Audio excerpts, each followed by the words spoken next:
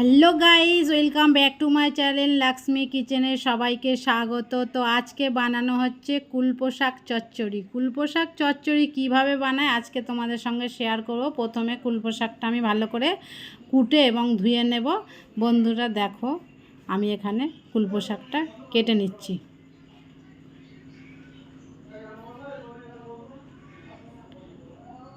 কি সবাই আমার চ্যানেলটাকে সাবস্ক্রাইব করছো তো, নাকি আমি শুধু শুধু তোমাদের জন্য সময়গুলো দিচ্ছি আর তোমরা আমাকে সাবস্ক্রাইব করছো না? দেখো বন্ধুরা, ভিডিও করতে কিন্তু অনেক টাইম লাগে, তোমরা প্লিজ একটু সাবস্ক্রাইব করে দিও।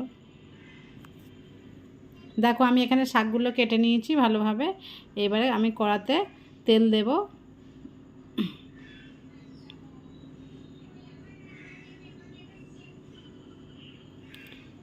শাকটা আমি এক বান্ডেলই নিয়েছি, আর এখানে আমি 50 গ্রাম মতো তেল দিয়ে দিচ্ছি। তেল দেওয়ার পরে তেলটাকে প্রথমে গরম করে নিতে হবে। নিয়ে এর মধ্যে পেঁয়াজ কুচি দিয়ে দেব। একটা বড় সাইজের পেঁয়াজ কুচি এর মধ্যে দিয়ে দিলাম।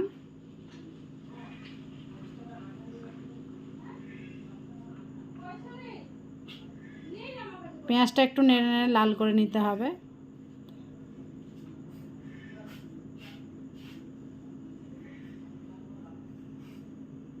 এখানে শাকগুলো ভালোভাবে আমি ভিজিয়ে রেখেছি, এবার ধুয়ে নেব।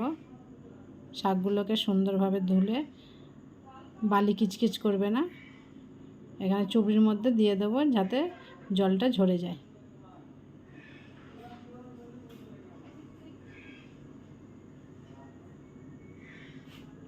জলটা ঝরার জন্য কিছুক্ষণ এখানে রেখে দিলাম। আর পেঁয়াজটাও বাদামি বাদামি হয়ে এসছে। এর মধ্যে নেড়ে নেড়ে একটা ছোট সাইজের আলু আমি কেটে রেখেছি এর মধ্যে দিয়ে দিলাম। এর মধ্যে আলুটা দিয়ে একটু নেড়ে নেড়ে আলুটাও লাল করে নিতে হবে কিংবা ভেজে নিতে হবে।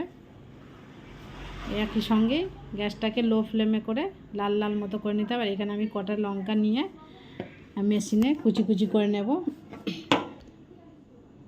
4-5টা লঙ্কা নিয়ে নিয়েছি, মেশিনে কুচি কুচি করে নেব। প্রথমে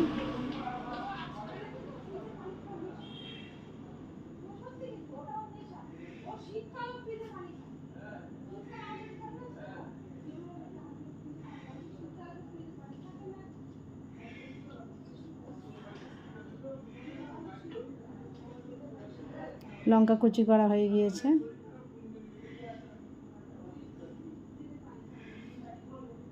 লঙ্কাগুলোকে এর মধ্যে দিয়ে দেব।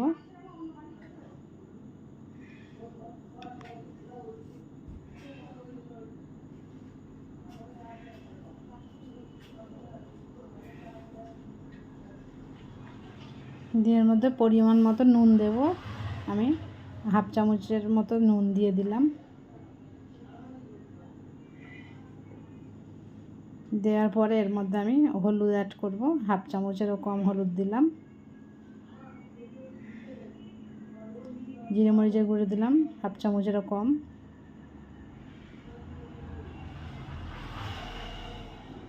আদা রসুনের পেস্ট দিলাম 1 চামচ মতো।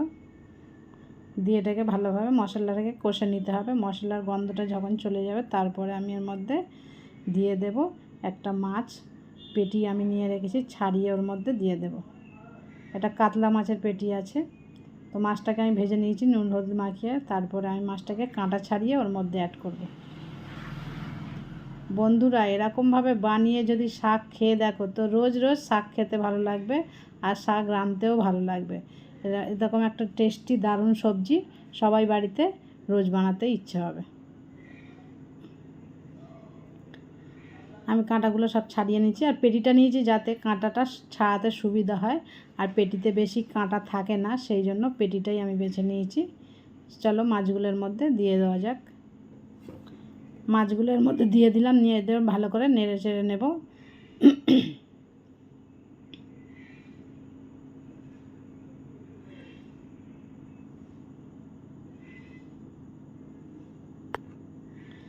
মশলাটা কষে নিয়েছি ভালোভাবে, মশলার গন্ধগুলো চলে গিয়েছে। এবার শাকটাকে এর মধ্যে আমি অ্যাড করব।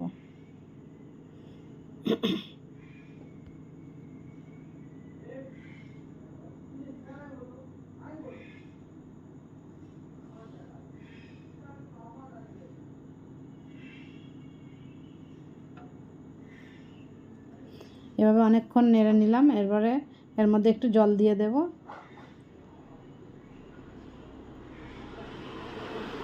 জলটা দিয়ে ফুটে উঠলে তারপরে শাকটাকে এর মধ্যে অ্যাড করব।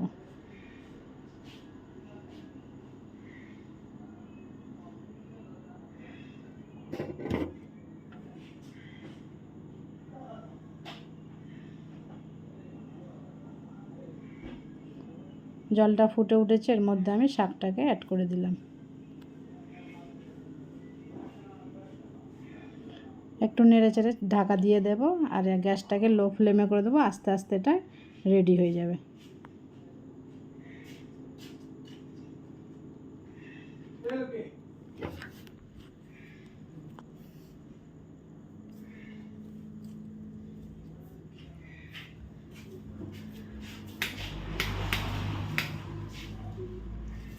ঢাকা দিয়ে দিলাম।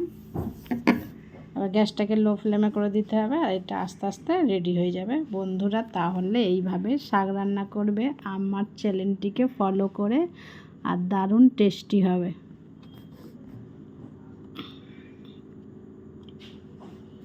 ভিডিওটি প্রচুর শেয়ার করবে বন্ধুদের সঙ্গে, আর এটা ট্রাই করেও বাড়িতে দেখবে। চলো ঢাকা দিয়ে দেওয়া হোক। ঢাকাটা দিয়ে গ্যাসটাকে লো করে দিলাম। কিছুক্ষণ পরে ঢাকাটা খুলে একবার নেড়ে দেব, আর নাড়ার পরে আমার রেডি হয়ে গিয়েছে শাক রান্নাটা। দেখছো বন্ধুরা, নেড়ে দিলাম একবার। অনেকটাই রেডি হয়ে গিয়েছে, তাই না? স্মেলও আসছে। তোমরা তো স্মেলটা পাবে না।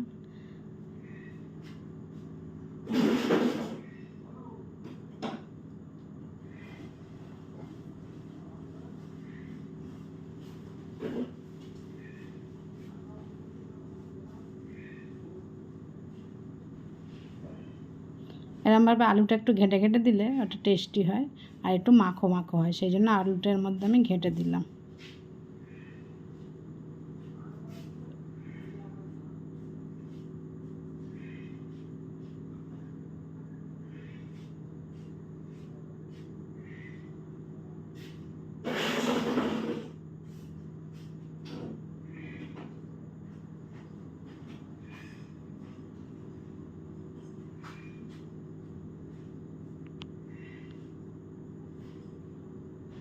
চলো বন্ধুরা, তাহলে আমার শাক এখানেই শেষ হয়ে গেলো। Tata, bye bye.